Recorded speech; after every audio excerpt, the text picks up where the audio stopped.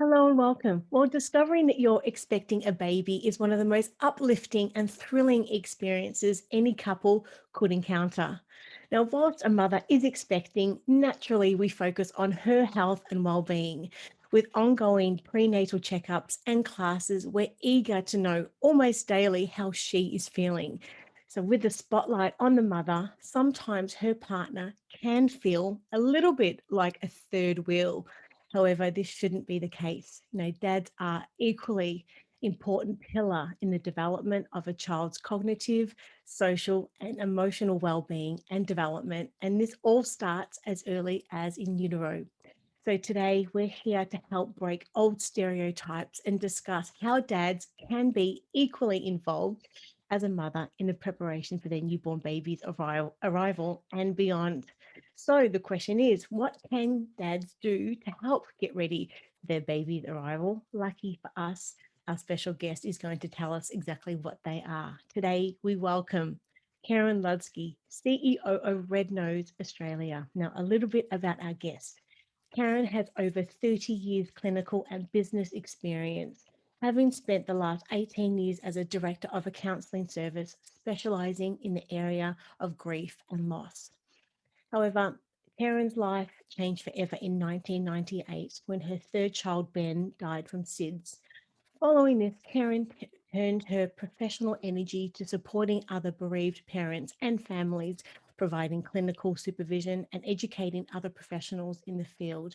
Karen, thank you so much for your time today. How are you? I'm fantastic, and it's so lovely to be with you, Rachel.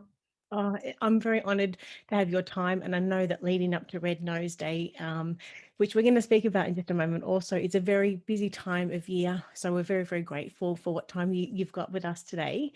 And before we get stuck into Red Nose Day and what incredible work that you're doing, I just wanted to just sort of put the spotlight on dads. And as we know, fathers play such an important role in parenting. And as a disclaimer, before we get stuck into all the questions and everything else, I just wanted to acknowledge that this interview, when we say the term dad and father broadly, we are acknowledging, I guess, the broad spectrum that includes all co-parents and rainbow families, of course. So I just wanted to sort of to get that disclaimer just out.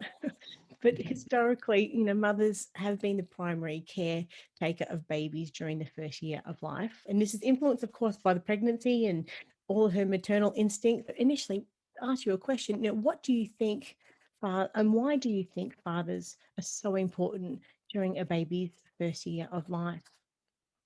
Oh, we know so much about the bonds that are created for babies in that first year of life and their need to have key attachment figures. And in that first, actually, few years of life, the parents play that role. So our whole sense of safety, of security, of belonging in this world comes from those really formative first couple of years. And we know that both parents play such a significant role in establishing well-balanced human beings. And I think sometimes, dads get underplayed in that role, and yet we have there is so much research that actually backs up how important that non-maternal key is for families and for babies.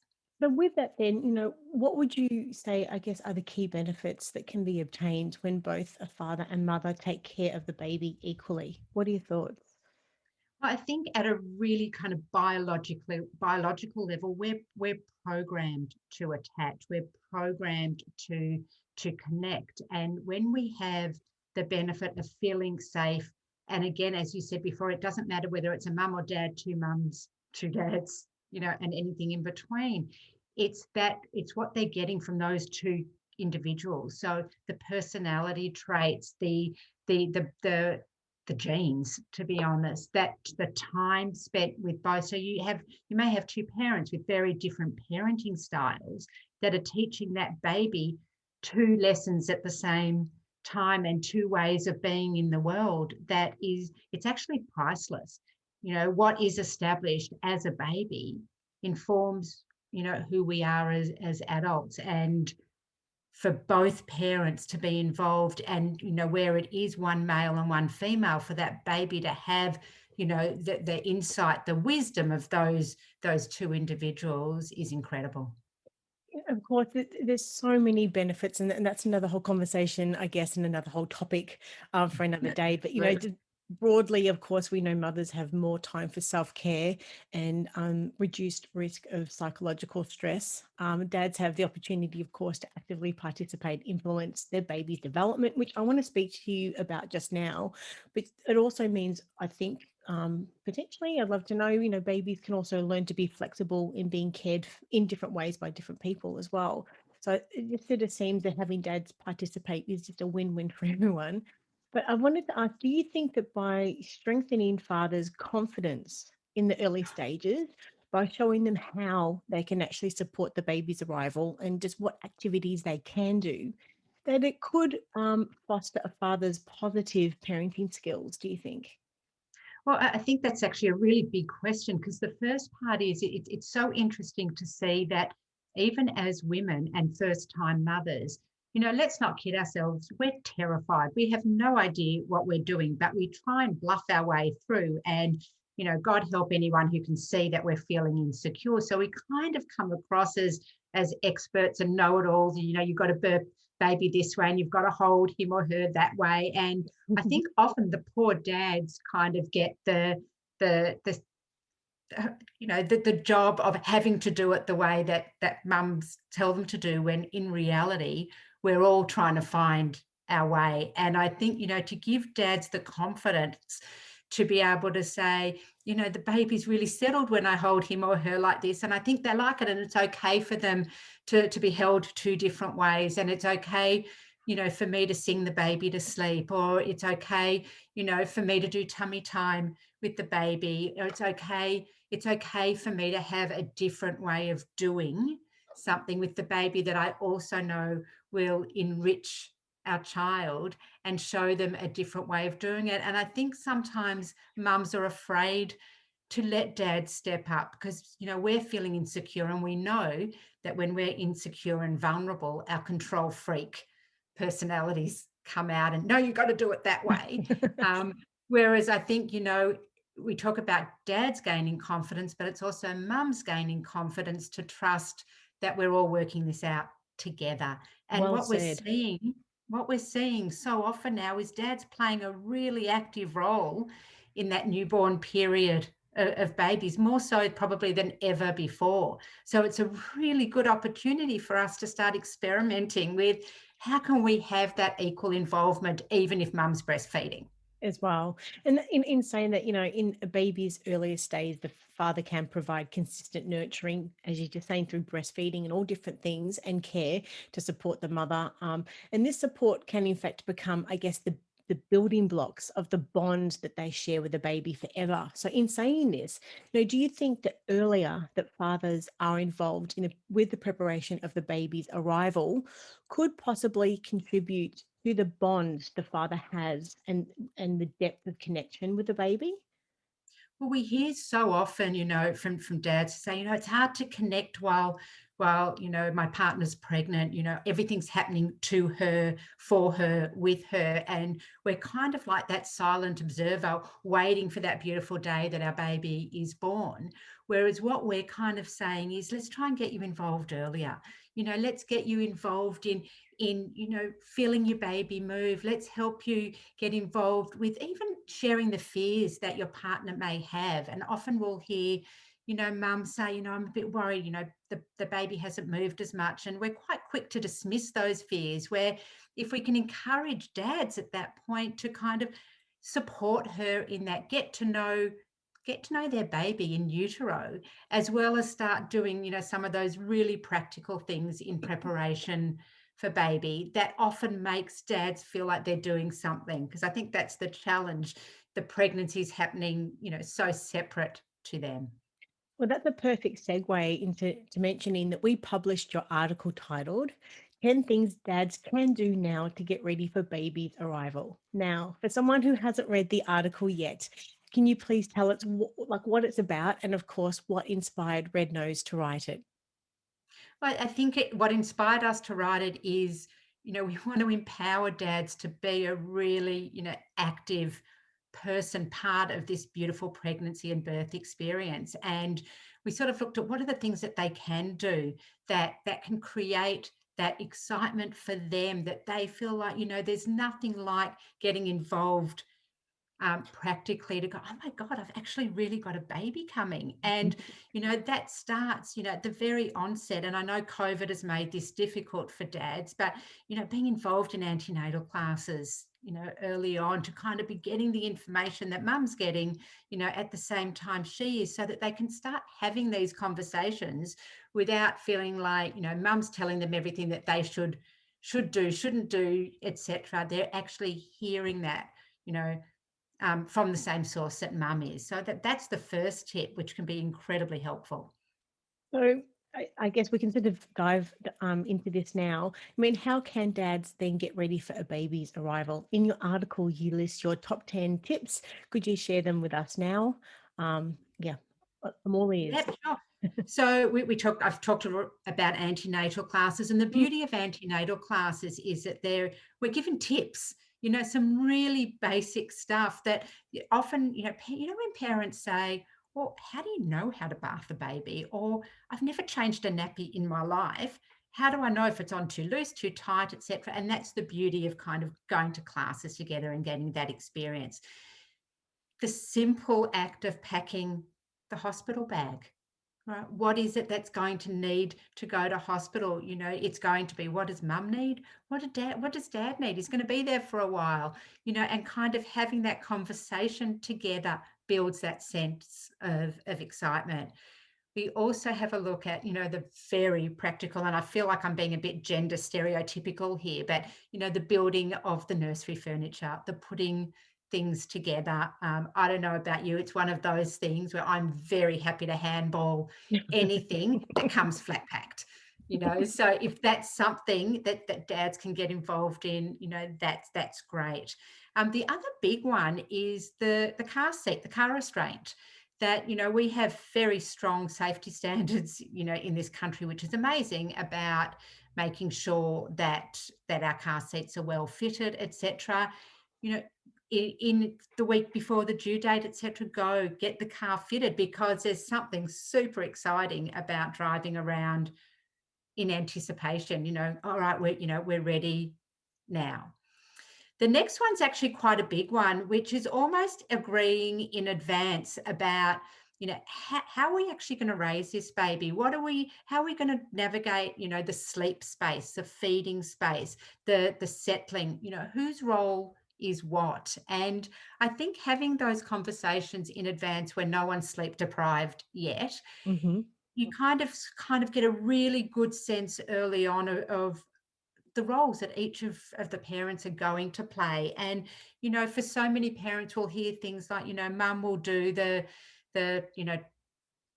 shift till about midnight, and then dad will do the middle of the night one, so that mum can get a block of sleep, because what we absolutely know to be true is that sleep deprivation wreaks havoc, right? So if parents can share certainly the sleep time, that's a really big difference. And also just having those conversations, how do we feel about letting our baby cry? What's our way? What's going to be our way of parenting this little bub? Mm-hmm. Buy seasonally appropriate clothing. And, often we'll have parents say to us, how much do we need? And the reality is you don't need a lot. We spend time at the parent and baby expos with people going, oh my God, I've got this list. And we say, well, actually, you don't need that list. Right? Babies grow really fast. So you need stuff that's really versatile, that's seasonally appropriate, that can be layered, up and down, but start getting, that sort of stuff prepared. And I think involving dads in that can be incredibly helpful. Nappies. All right. Nappies. It feels like everything's about nappies, in those first couple of months, but really kind of making sure that we've got the basic necessities, so that we're not coming home from hospital having to rush out Mm-hmm. and buy stuff. Now, again, don't need to buy much, just the absolute basics. We also talk a lot about food, right? Because food and sleep are two really important roles in kind of happy babying and happy parenting. So if dads can help prepare food for the first couple of weeks, put stuff in the freezer, then he can take responsibility for meals and just go, darling, I'm going to organize dinner. You rest for a bit. And what you're seeing there is the beginning of a really respectful, I understand you're tired and I can carry some of this load as well. Hmm. We also talk about creating a list of important phone numbers. A baby is born, and there's lots of people that you need to contact, but you also want to have those lists of emergency contact numbers that you may need. Hopefully never, but you may. So Hmm. that's something that dads can do. And the final one, and obviously, a really significant one for us here at Red Nose, Absolutely. is making sure that dads are aware of our safe sleep messaging. And that really is a cornerstone of everything that we stand for here at Red Nose, making sure that people have access to the most up-to-date evidence-based safe sleep messaging to keep their beautiful babies safe. Thank you for going through all of those, and of course, we'll have a link in the interview to the article for parents to be able to read your top 10 tips. But moving on from that, which is a perfect segue, I'd love to understand and have you just explain talking about safe sleeping. What are Red Nose's safe sleep recommendations for all sleeps, both day and night? And that's the key, Rachel, for all sleeps, day and night. You know, there's no quick sleep. Anytime you put your baby down to sleep, what we want people to absolutely do every single time, number one, baby always on their back. Always, always, always on their back. We want them to have their head and face uncovered at all times. So no going to sleep with beanies on heads or anything around their necks. Always down the bottom, of the cot. We want to make sure that the cot itself, and we often say it's not pretty, right? It's really basic. We want a cot that's clear of anything that can in any way cause any danger for that baby. And that effectively means that bub is in that cot on its own, either in a sleeping suit or right down the bottom of a cot with a light blanket, and that's enough. We want babies to be smoke-free both before and after birth. We also strongly suggest that babies are in the room with parents for the first 6 to 12 months in their own sleep space, and finally to breastfeed if possible. And we completely understand that for some women it's not possible.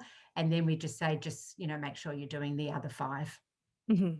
We'll have a link to that on your website also.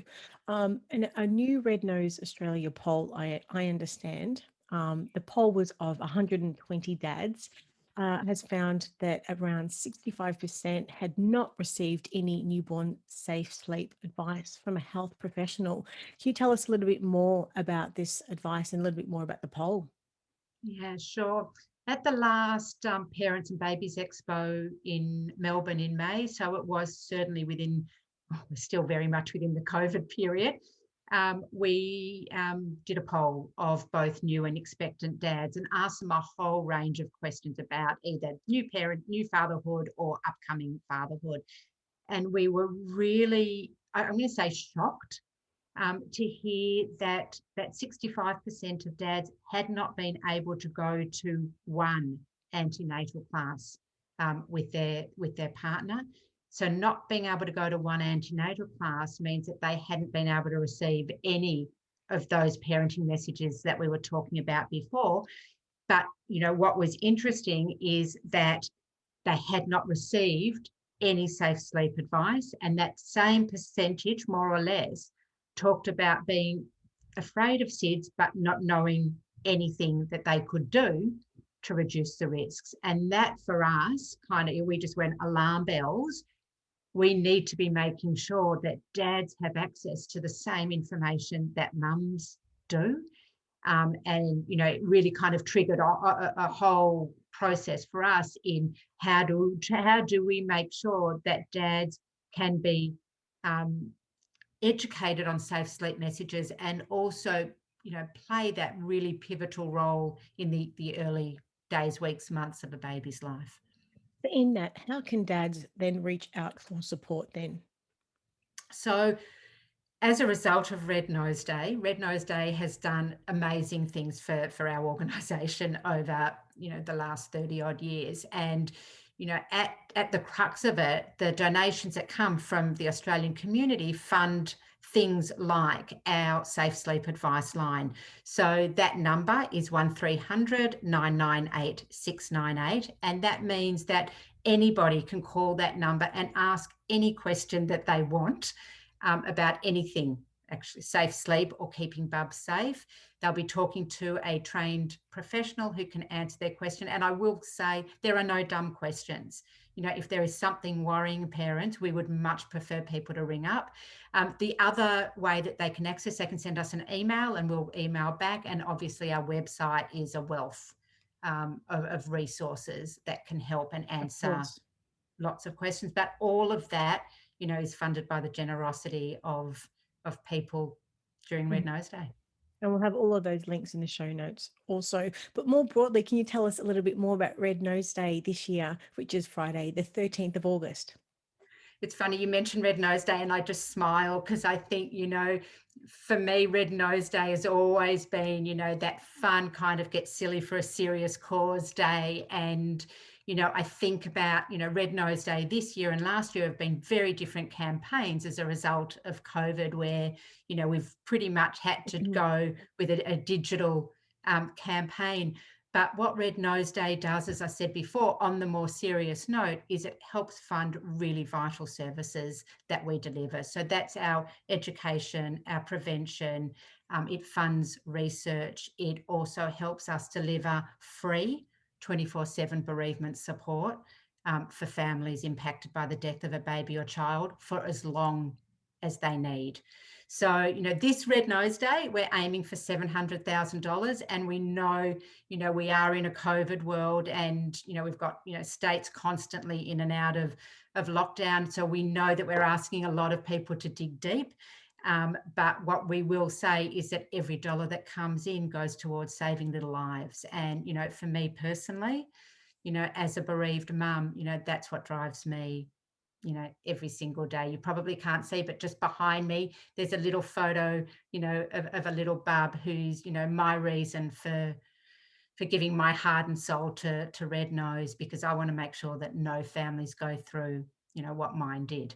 And that's what Red Nose Day is all about, is truly making a difference. And would you be able to just maybe share just briefly just a little bit about your experience and why Yeah, you think sure. it's so important to raise awareness about SIDS? Well, I think, probably most importantly for me, Ben was my third child. Um, I I never thought SIDS happened to someone like me. I don't know who I thought it happened to, but it wasn't me. He was, when I said before, it doesn't matter how long you put them down to sleep for, I had put him down. He'd been down about 20 minutes. When I went in, it was a daytime sleep. I was picking him up to take him out for lunch, and I thought I'll let him have a quick nap and then I'll transfer him. He was 3 months old, and when I went into his room to grab him, he wasn't breathing. And, for me, that was when my life changed very much, as I know it. And I guess I can sit here today and I look like I've got my act together. But, if I go back to those early days, it made me reassess everything. The person I am, the family we are, what I want to do professionally, what's truly important, our perspective on life, everything. And so, he drives me every single day to be, I guess, the best that I can be. And to make sure that, this organisation that was there for me when I needed it back in 1998 is there for, families with new, beautiful, healthy babies who just want some advice. And also for those families who are going through, the worst time of their life. And I think that's kind of the interesting part about Red Nose. We get to sit in the joy of beautiful, bouncing, healthy babies, and we also see the other end of when it doesn't go so well. Oh. I feel like it's an absolute privilege, to be honest, to be able to lead this organisation.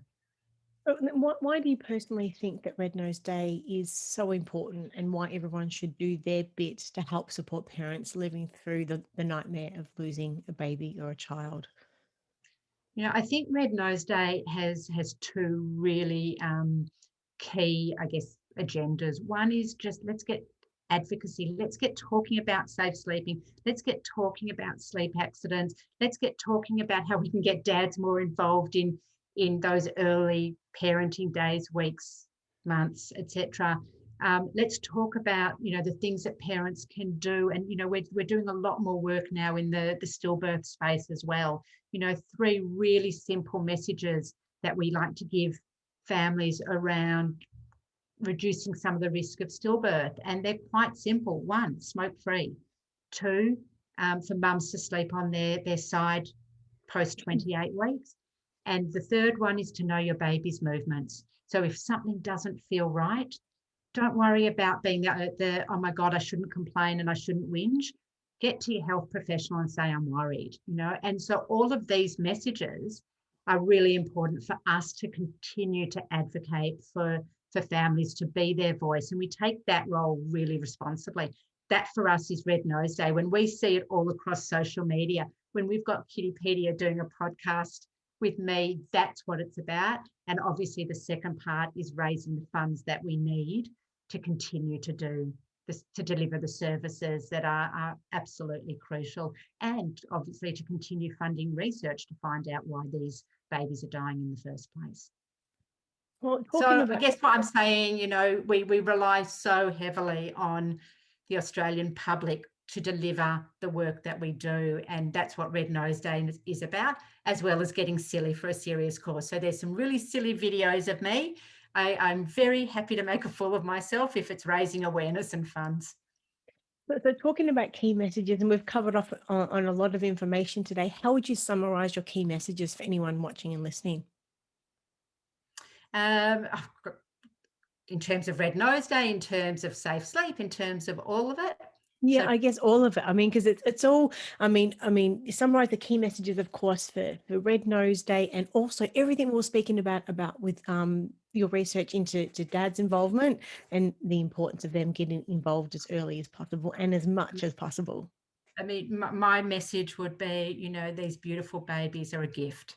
They are an absolute gift, and we are privileged as parents to be parents. So I just say to anyone, enjoy every minute of the gift that these children are. Do everything you can to keep your baby safe, and often that's just education. I'll often say don't get sucked into what you're seeing on social media about different products. Just come back to what's safe.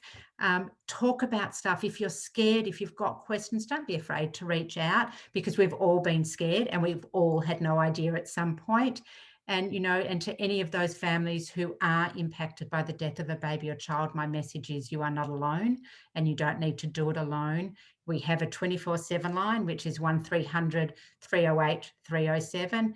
It is manned 24/7 by people with lived experience. We couldn't do our work without them as well. And, we will provide a space for you to help you start working through that grief process. But I think, and the final one would be just a massive thank you to you, Rachel, for the time today, but also to the Australian community who have supported Red Nose for 30 odd years and continue to support it today, because from my heart, we could not do the work that we do without that support. It's an absolute honor. I'm going to get emotional if I explain any further than that. So to save me crying on camera and during the recording, I'll just throw to you to say if parents have got any questions, whereabouts can they find you?